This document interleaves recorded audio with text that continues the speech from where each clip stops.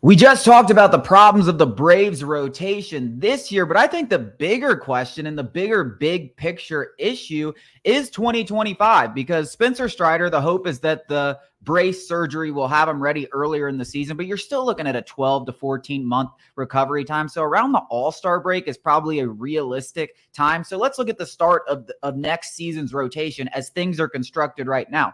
Charlie Morton, I think he's at the end of the year. I would say he's most likely that he is going to retire. Max Fried is a free agent. Chris Sale has one more year left on his deal and a player option. He's about the only piece of this rotation, unless Ronaldo Lopez proves he can handle 30 starts and pitch every 5 days for an entire season. That is 100% guaranteed to be there. And even he has injury concerns. So when you look at Max Fried's free agency now, it does feel, and Alex Anthopoulos isn't going to be bullied. That's not something he's not going to overpay. We've seen this time and time again, but it does feel like there is a much bigger deal. They need to get this deal done when you look at the state of this rotation moving forward, or at least for another big pitcher. I am going to push back, and I think you touched on it, and that's the driving point, is letting external factors impact internal negotiations. You know, it's within the organization, but I still think like you shouldn't, maybe you increase it a little bit and that gives you a little bit more, motivation to get a deal done, but it should not be Spencer Strider's injury should not be the driving factor in Max Fried's negotiation for Alex Anthopoulos. That is bad business. That Alex Anthopoulos has never let that kind of external stuff get in the way of deals. You know, the emotional side with Freddie Freeman, he put that out of the door. And I think something similar could be said. And I know they're not, apples to oranges here, but I think Alex Anthopoulos is a computer when it comes to these negotiations. If it doesn't work out in his mind, he's not going to do it. And I think, maybe it impacts it a little bit, Spencer Strider's injury on Max Fried's contract negotiations. But for my money, it doesn't impact it, even in the slightest. I just think they're differing situations. I mean, replacing Freddie Freeman, as fantastic as he was, they had prospects at the time. They knew Matt Olson was going to be a trade candidate. They had backup plans. And I guarantee you there was almost like there were negotiations going on with Matt Olson's agents and the Athletics at the same time that they were negotiating with Freddie Freeman. So they had a backup plan in place. Here's the thing with Max Fried and trying to replace a starting pitcher. The Braves haven't been willing to go out there and really make a big offer outside of Aaron Nola since Alex Anthopoulos for a free agent starting pitcher because the value hasn't been there, but the value is not all of a sudden going to show up and be there. They also don't have the prospects to swing another big trade. So if they do not get a deal done with Max Fried, they're either going to be relying on veterans that maybe going out and making similar deals to Chris Sale. There's going to be problems with whoever they try to acquire. And I think you're looking at a rotation with the way this lineup, with the World Series in, that you have to get another frontline guy for next year, whether that be Max Fried or someone else. And at the end of the day, you're going to have to pony up for that payment. You're going to have to overpay to what Alex Anthopoulos is typically willing to do for players. And I don't see any way around that. I don't see any way you can go into this next season without another premier guy like a Max Fried or someone else that wants to replace him. I don't see any way how you can go into the next offseason without doing that. I don't disagree with that thought that, without Spencer Strider for half the year, you have to go get another frontline guy.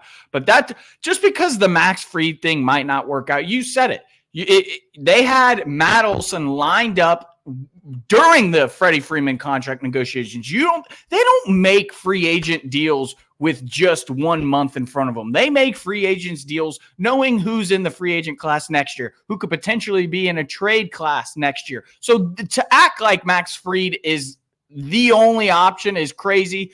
Obviously, I haven't looked into it too much, but I guarantee you they have an A, B, C, D, E for next offseason and the offseason after that. And obviously you want your internal candidates to kind of fill that void. That's always been the Braves motto, draft and develop. And hopefully those guys kind of step up. But even if they don't, I promise, and you definitely know this, that the Braves have options. They have an A, B, C, D plan, and where Max Fried falls on the totem pole, that's your guess. Yeah. I mean, there's guys. I mean, Blake Snell is on a 1-year deal. Jordan Montgomery is on a 1-year. And those are those external factors that are also pushing against Max Fried. Yes. He may be thinking at it from an advantageous advantageous position that he's in right now because of the Spencer Strider injury. But there's also, example A and B and Blake Snell and Jordan Montgomery that signed well below market value. And I also question with these these rise in pitching injuries like Spencer Strider, are they going to start getting paid like running backs? Because, running backs, they go out there and get injured, they age quicker, stuff like that, and they get lost, unless you're the best of the best, you're the Garrett Cole, you're the Aaron Nolas who have never been injured. Are you going to get paid that top dollar? And Max Fried does have an injury history. I mean, the guy's never pitched over 166 innings outside of one time in an 8-year career or since 2019 when he became a full-time starter. So listen, there's factors on both sides that if you're meeting at the negotiating table, the Braves could be saying that, and then he could counter with that, and that could create, hey, we're at this huge gap.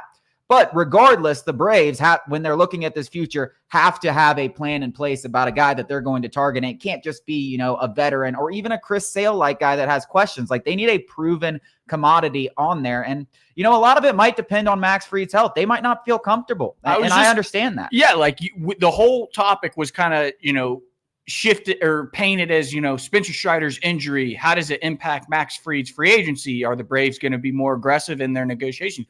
I could argue that Spencer Strider's injury should be a blinking red light in the face of Max Fried that, like, hey, this isn't going to drive up the price for you. Like, hey, get a deal done now. This could potentially, happen to me. I want to get – you don't think Spencer Strider's happy he signed that contract extension? Guarantee you is. So I think, it could play – both sides. I don't think there's any doubt about it. And I think the way Montgomery and Snell's, we talked about that earlier when those deals got signed, that those are definitely signs that, hey, maybe the grass isn't always greener. You think you can just go there, test the open market, you're going to get top dollar. Well, that's clearly not always the case. I think the pitcher injuries play a factor. And I think that's definitely a good point that you bring up, that Spencer Strider's injury, because if Max Fried does go out there and get injured, you could argue he might not sign for even $100 million. He probably won't sign for $100 million next year. So yeah, there could be a further emphasis, but I think now, the way that I look at it is that while everyone was saying there's no way Max Fried's going to resign, I think now you both have two parties that are a little more inclined to sign because of the external factors that have happened. The Braves need Max Fried.